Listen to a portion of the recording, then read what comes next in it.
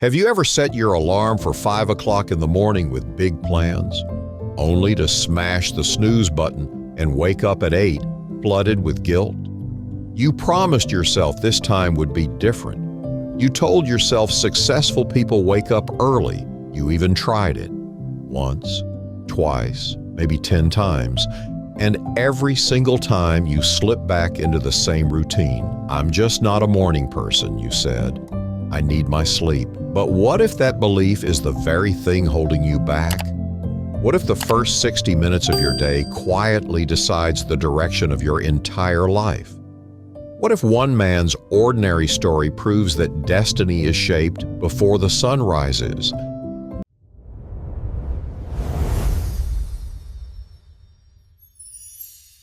This is the story of a man who owned nothing. No degree, no money, no shortcuts, until 5 a.m. became his turning point. Stay with me, because this might be the wake-up call you didn't know you needed. In a small industrial town where factories buzzed through the night and smokestacks marked the skyline, lived a 32-year-old man named Daniel. Daniel worked nights as a security guard at a fabric warehouse on the edge of town.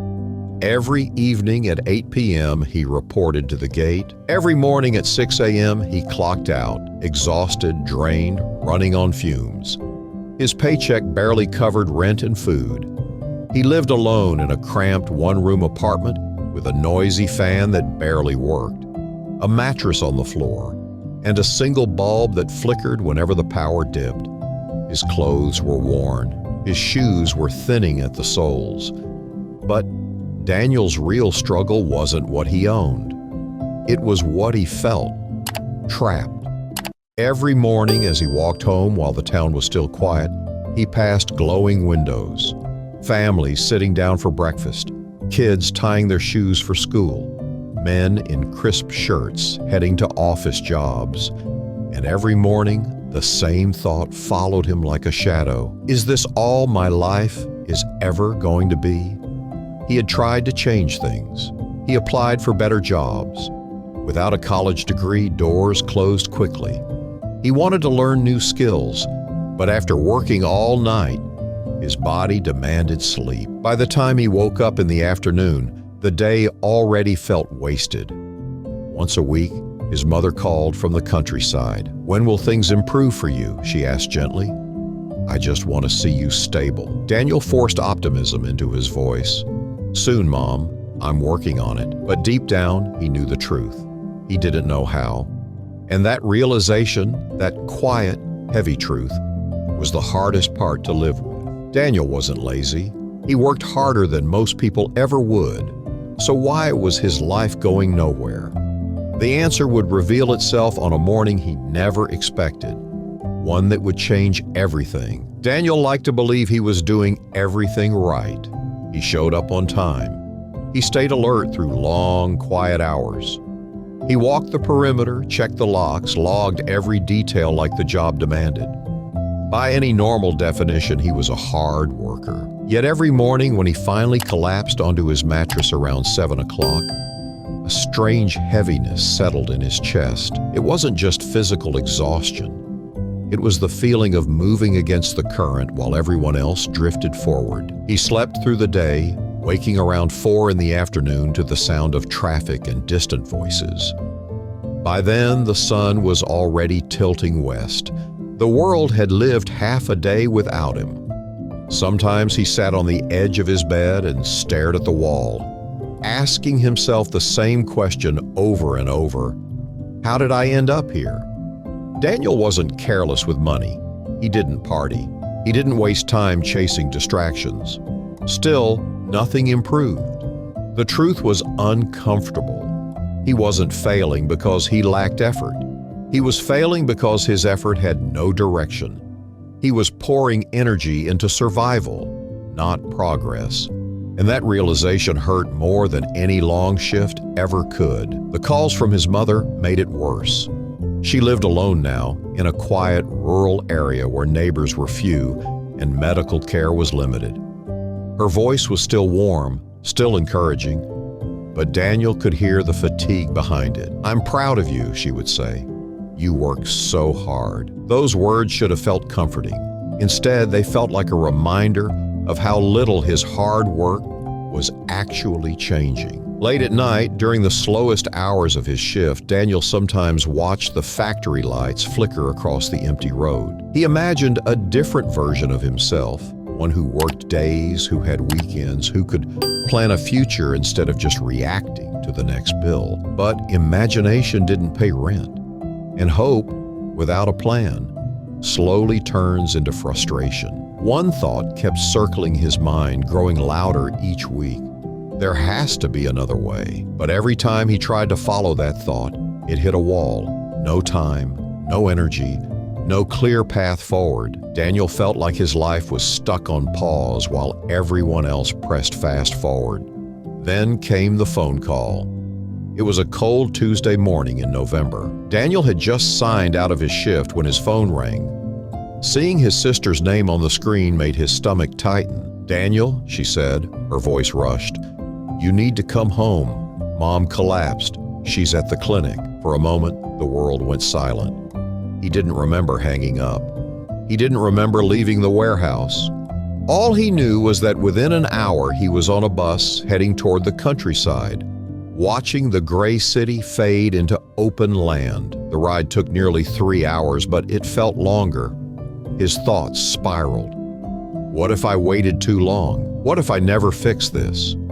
What if this is all my fault? When the bus finally stopped, Daniel stepped into a small, quiet town that smelled of earth and cold air. At the local clinic, he found his mother lying in a narrow bed, awake, weak, but still smiling when she saw him. The doctor explained it simply: exhaustion, stress, poor nutrition, things that required rest and care they could barely afford. As Daniel held his mother's hand, she looked at him with tired eyes and whispered words he would never forget.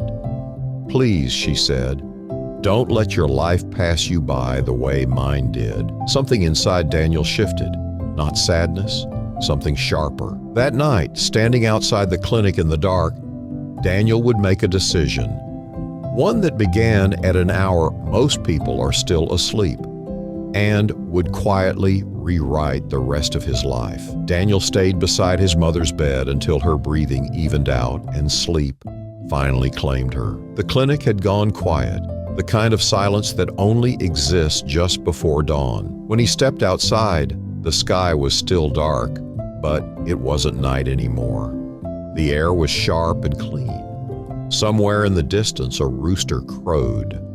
A few early risers moved along the dirt road, bundled against the cold, heading toward fields and small shops. Daniel checked his phone. 5 o'clock in the morning. For most of his life, this hour meant only one thing: exhaustion, the end of a long shift, the moment his body begged for rest.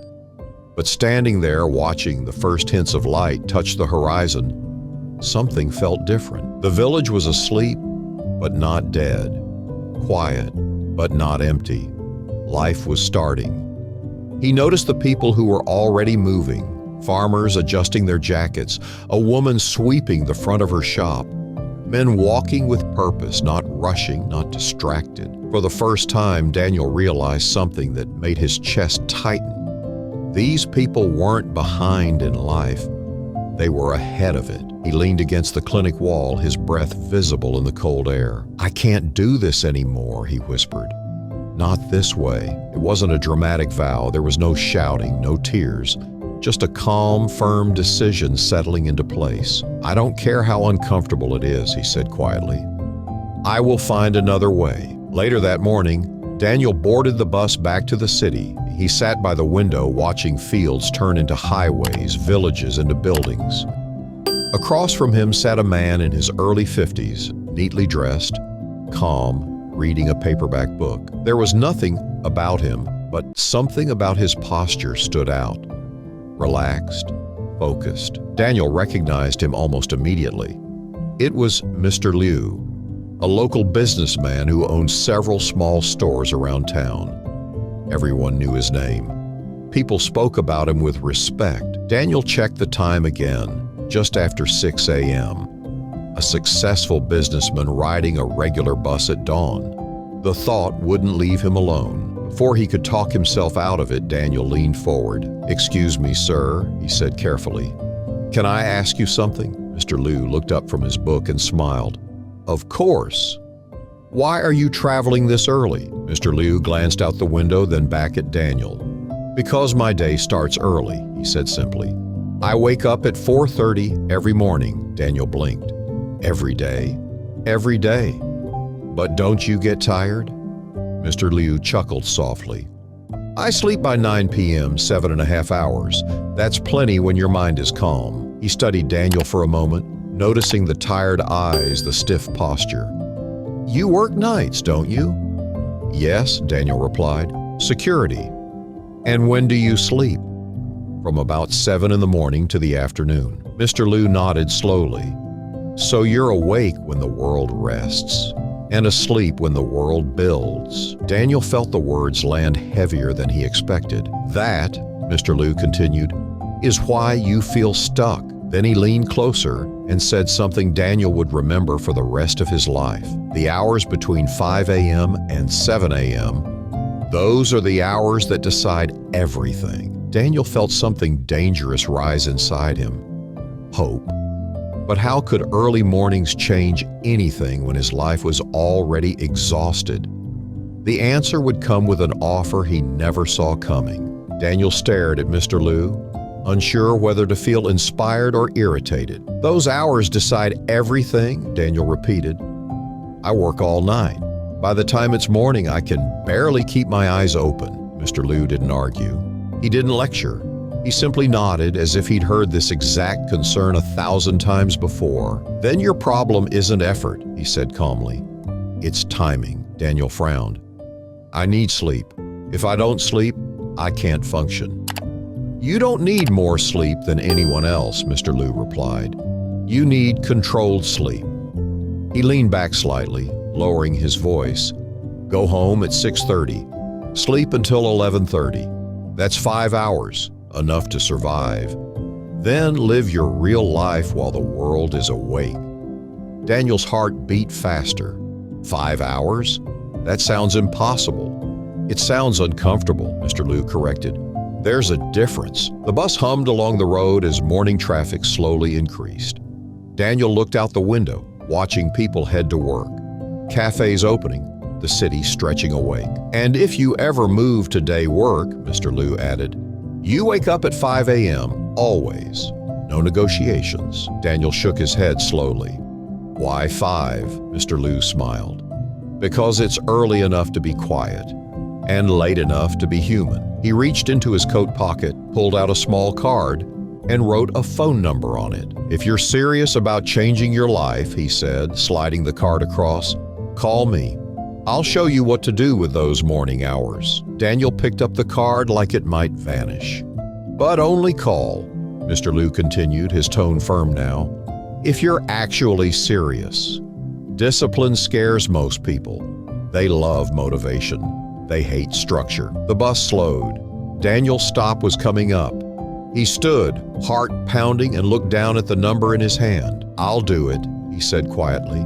"Starting tomorrow." Mr. Liu gave a knowing smile. "Everyone says that." The doors opened. Daniel stepped off the bus and watched it pull away, the card still warm between his fingers. That evening, something strange happened. Daniel didn't scroll endlessly on his phone. He didn't sit staring at the ceiling. He prepared. He ate early. He laid out his clothes. He set his alarm for 5 o'clock exactly. Not 5:15, not 5:30. Before leaving for work, he did something he had never done before. He called the number. The next morning, no, later, that same morning, Daniel was awake at 11 a.m., sunlight filling his apartment. For the first time in years, he was awake on a weekday while the city was alive. At 11:30, he met Mr. Liu at a small cafe near the bus station. Mr. Liu glanced at his watch. "You actually changed your sleep schedule," he said. "Most people don't." Daniel shrugged. "I'm tired of talking." Mr. Liu nodded approvingly and pulled out a notebook. "Good," he said. Then let's stop surviving and start building. What Mr. Liu drew next, just a few simple lines on paper, would completely change how Daniel saw time, effort, and his own future. Mr. Liu opened his notebook and placed it flat on the cafe table between them. Outside, people hurried past with coffee cups and briefcases, unaware that a quiet lesson was about to reshape Daniel's life. Most people don't fail because they lack talent, Mr. Liu said. They fail because they never work on the foundation. He drew a simple shape. 4 lines, a triangle roof. A house, Daniel said. Exactly, Mr. Liu replied. Your life is a house. Right now, yours is shaky. Not because you're weak, but because you've never had time to strengthen the base. He tapped the bottom of the drawing. The hours between 5 a.m. and 7 a.m., that's the foundation. Daniel leaned closer. 2 hours a day, he asked. That doesn't sound like much. Mr. Liu smiled. That's because no one ever adds it up. He wrote slowly, making sure Daniel followed every line. 2 hours a day, 14 hours a week, about 60 hours a month, and roughly 730 hours in a year. Daniel's eyebrows rose. Mr. Liu continued, that's the same as 91 full workdays, almost 3 extra months every single year. Daniel felt his chest tighten. 3 months, he whispered. 3 months, Mr. Liu repeated, while everyone else is sleeping. Daniel had never thought about time like that. He had always felt busy, always felt tired, but suddenly he realized he had been busy reacting, not building. Mr. Liu turned the page. Now here's the part most people mess up, he said. They wake up early and waste the time. He drew 2 boxes. Hour 1, he said, tapping the first box, from 5 to 6 a.m. This hour is for skills, skills that change your income, not entertainment. Not news, not scrolling. Skills. Like what? Daniel asked. Something practical, Mr. Liu replied. Accounting, data, language, trades, something businesses pay for. Online courses are free now. YouTube has more education than any university in history. Excuses are outdated. Daniel nodded slowly. An hour 2? He asked. Mr. Liu tapped the second box. From 6 to 7 a.m., you build yourself. Half an hour for your body, walking, stretching, movement. Your body is your vehicle. If it breaks down, everything stops. He paused, then added, the other half hour is for your mind, reading, planning, applying what you learned in hour 1. Daniel began writing, his pen moving fast. Mr. Liu held up a hand. Before you get excited, he said, there are rules. Daniel looked up. Rule 1, Mr. Liu said, no negotiation. You wake up at 5 a.m. every single day, weekdays, weekends, no exceptions. Daniel swallowed. Rule 2, sleep by 9 p.m. You can't cheat sleep and win long term. Daniel nodded again. And Rule 3, Mr. Liu said, leaning forward. The first week will be miserable. Your body will fight you. Your mind will lie to you. Push through. How long until it gets easier? Daniel asked. After about 21 days, it feels normal, Mr. Liu replied. After 90 days, it becomes who you are. He closed the notebook. I'm giving you 3 months, he said firmly. Do this every day, then come back and show me what you built. Daniel felt the weight of the challenge settle onto his shoulders. I won't quit, he said. Mr. Liu smiled slightly. We'll see. Daniel thought the plan sounded simple. What he didn't know was that the next 7 days would test him harder than any night shift ever had. The alarm went off at 5 o'clock sharp. Daniel didn't gently wake up. He jolted. Every muscle in his body screamed in protest. His eyes felt glued shut. His first thought was automatic and convincing. This is a terrible idea. He reached for the phone without thinking, then remembered Mr. Liu's rule. No negotiation. He had placed the phone across the room on purpose. To turn it off, he had to stand. That small action changed everything. The moment his feet touched the cold floor, The argument in his head began. "You worked all night. You'll start tomorrow. 1 extra hour won't ruin anything." Daniel stood there, swaying slightly, the room dim and silent. Then another image pushed through the fog. His mother lying in that narrow clinic bed, her voice weak but steady. "Don't let your life pass you by." He turned off the alarm. The first morning was chaos. At 5:15, Daniel sat at his small table with a cup of cheap instant coffee and his phone. He searched for beginner accounting videos, unsure where to start. His eyes burned. His mind drifted. He replayed the same 5 minutes again and again. At 6 o'clock, he forced himself outside. The streets were nearly empty. No traffic, no noise, just the sound of his own footsteps and distant birds. He walked slowly at first, his body stiff, his legs heavy. 30 minutes felt like an hour. By 7, he felt like he had already lived a full day, and then he went back to bed. The pattern repeated. Day 2 was worse. Day 3 felt impossible. By day 4, Daniel was questioning everything. His sleep was broken. His appetite was off.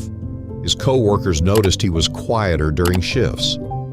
"Man, you look wrecked," one of them said.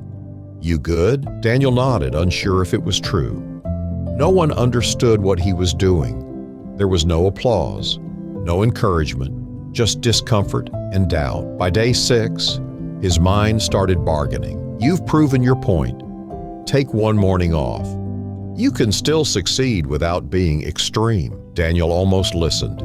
Then he remembered something Mr. Liu had said.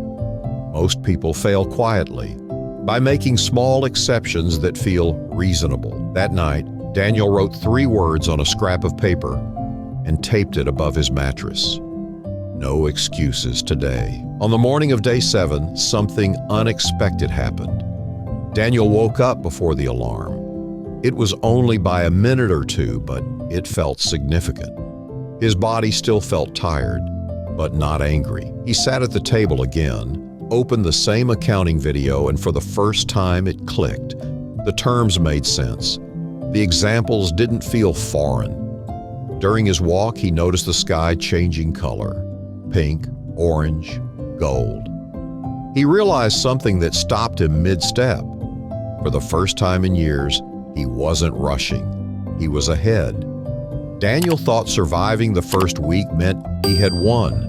He was wrong, because the real transformation didn't begin until day 21, when his body adapted and his discipline was finally tested by success. By day 10, the mornings were still hard, but they were predictable. Daniel no longer woke up in shock. The alarm rang, he stood up, and his feet carried him forward almost on autopilot. The pain was dull now, not sharp, manageable, familiar. What surprised him most wasn't the fatigue. It was the quiet. At 5 a.m., the world felt paused. No messages, no demands, no emergencies. For the first time in his adult life, nothing was pulling at him. That silence became addictive. He stopped jumping between videos and chose one structured accounting course instead. Every morning he watched exactly one lesson. No skipping, no multitasking. He took notes by hand. Numbers that once looked intimidating began to form patterns. Spreadsheets stopped feeling like chaos and started feeling logical, almost comforting. At 6, he walked the same route every day. The same cracked sidewalk, the same closed storefront, the same streetlight that buzzed faintly as the sky shifted from dark blue to gray. And something else changed. Daniel started thinking clearly, not worrying, not replaying mistakes, thinking. Ideas came to him mid-walk, questions about work, small improvements he could make, concepts from his lessons connecting to real life.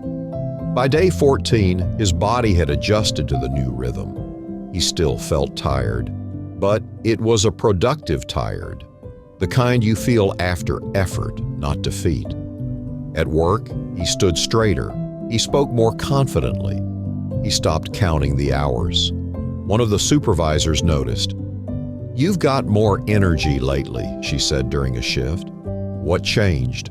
Daniel shrugged. "I fixed my mornings." She laughed, not realizing how serious he was. On day 21, something subtle but powerful happened. Daniel woke up at 4:58 a.m. No alarm, no struggle. He lay there for a moment, staring at the ceiling, and smiled. His body had accepted the new rule. This wasn't punishment anymore. It was routine. That morning, he finished a full module of his course and passed the quiz on the first try. During his walk, he jogged the last 5 minutes without planning to. At 7, when he lay down to sleep, his mind was calm. He wasn't anxious about the future. He was building it. By the end of the first month, Daniel had completed his first certificate. It wasn't fancy. No one threw a party, but to him it felt like proof. Proof that he could learn, proof that he could change, proof that the version of himself he imagined wasn't a fantasy. And for the first time, a dangerous thought entered his mind. If I keep going, this might actually work. Daniel thought consistency was the hard part, but consistency brings attention, and attention brings opportunity. By the end of the second month, someone at work would notice what Daniel never intended to show. By the start of the second month, Daniel's mornings had become non-negotiable. 5 o'clock wasn't heroic anymore. It was automatic. He didn't hype himself up. He didn't post about it. He simply showed up. Every morning, one lesson, one page of notes, one small step forward. The accounting concepts grew more advanced. Pivot tables, basic bookkeeping logic, inventory tracking. Daniel didn't understand everything immediately, but he understood enough to keep going. That was the difference now. Before, confusion made him quit. Now, confusion made him curious. His walks turned into light jogs. His breathing improved. He slept deeper, even with fewer hours. His mind felt sharper during night shifts, and without realizing it, Daniel started seeing problems differently. At the warehouse, things had always been messy. Inventory lists were outdated. Paper logs contradicted each other. No one really knew what was in stock until something went missing. Daniel had never questioned it before. It wasn't his job. But one night, while reviewing his accounting notes during a break, an idea clicked. What if I organize this, he thought. Just to practice. He didn't tell anyone. On his laptop at home during his 5 a.m. hour, Daniel created a simple spreadsheet. Nothing fancy. Columns for item names, quantities, dates. Clean, logical. He matched it against the warehouse records during his shift.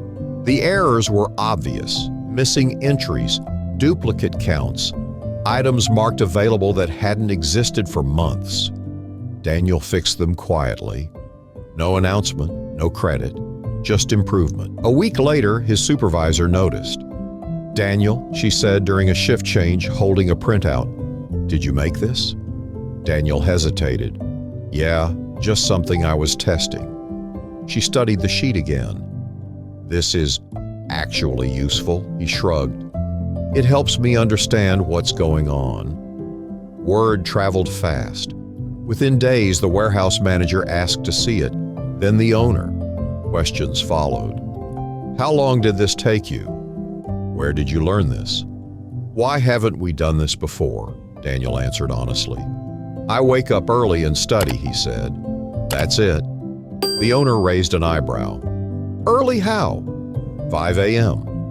The room went quiet, not impressed, not skeptical, curious. By the end of month 2, Daniel had completed 3 certificates. His body was leaner, his posture was different. He spoke with certainty instead of apology. His co-workers noticed the change. "You look different," one of them said.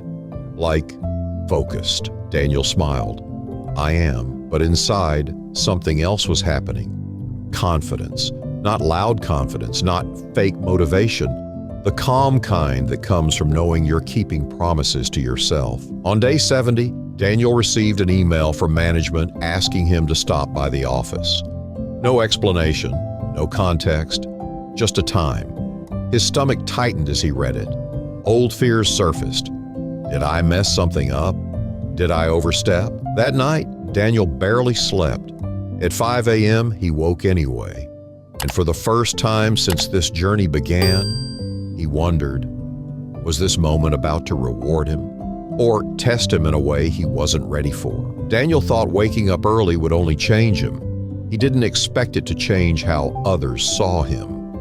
And on day 87, that difference would turn into a decision that altered his life overnight. The email sat in Daniel's inbox like a weight. Please stop by the office tomorrow. No explanation, no tone, just a request. All through his shift that night, his mind ran in circles. He replayed every small decision he'd made over the past few weeks. The spreadsheet, the quiet fixes, the questions he answered honestly. Had he crossed a line? By the time he got home, the sky was already lightening. Daniel lay down for a few hours, but sleep never fully came. At 5 a.m., he got up anyway, out of habit now, not willpower. That morning, he didn't study. He walked. The streets were empty, and the cool air slowed his thoughts. He reminded himself why he started this journey in the first place.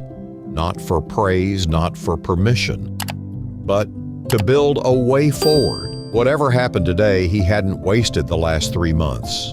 That mattered. At 2 p.m., Daniel knocked on the office door.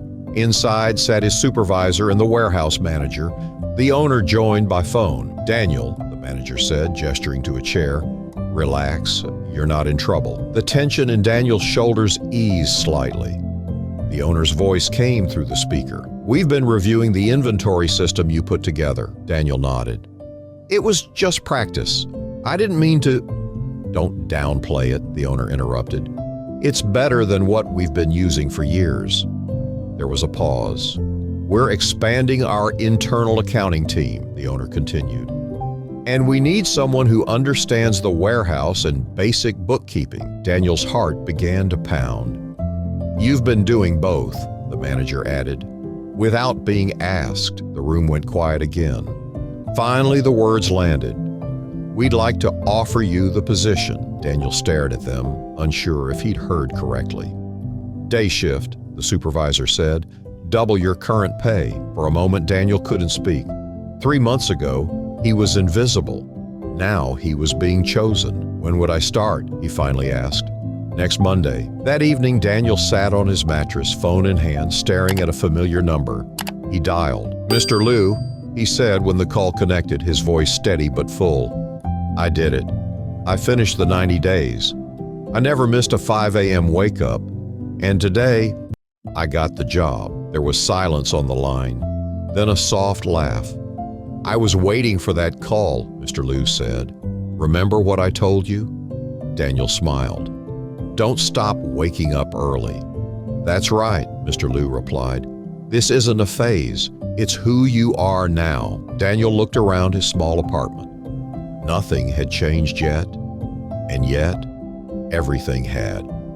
Daniel thought this promotion was the finish line. He didn't realize it was only the beginning, because the habits built at 5 a.m. would soon give him more than a better job. The first morning of Daniel's new job felt unreal. At 5 a.m., his alarm rang like it always did. He stood up without thinking, brewed his coffee, and opened his notebook. For a moment, he smiled at how normal it felt now, how this routine that once felt impossible had become automatic. By 7, he was dressed for work. By 8, he was sitting at a desk instead of pacing a dark warehouse. Daylight streamed through the office windows. Phones rang, printers hummed, people talked about weekend plans and lunch spots. It felt like stepping into a different world. One Daniel used to pass by half asleep. The work wasn't easy. Numbers had consequences now. Mistakes mattered. Daniel double-checked everything, moved carefully, asked questions when he wasn't sure. But unlike before, learning didn't exhaust him, it energized him. Every morning at 5, he kept building. New software, advanced spreadsheets, business basics he never imagined understanding. Within weeks, His confidence grew. He wasn't pretending anymore.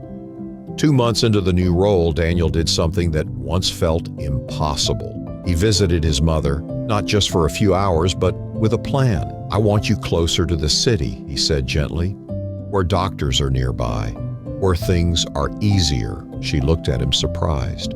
"Can you afford that?" Daniel smiled.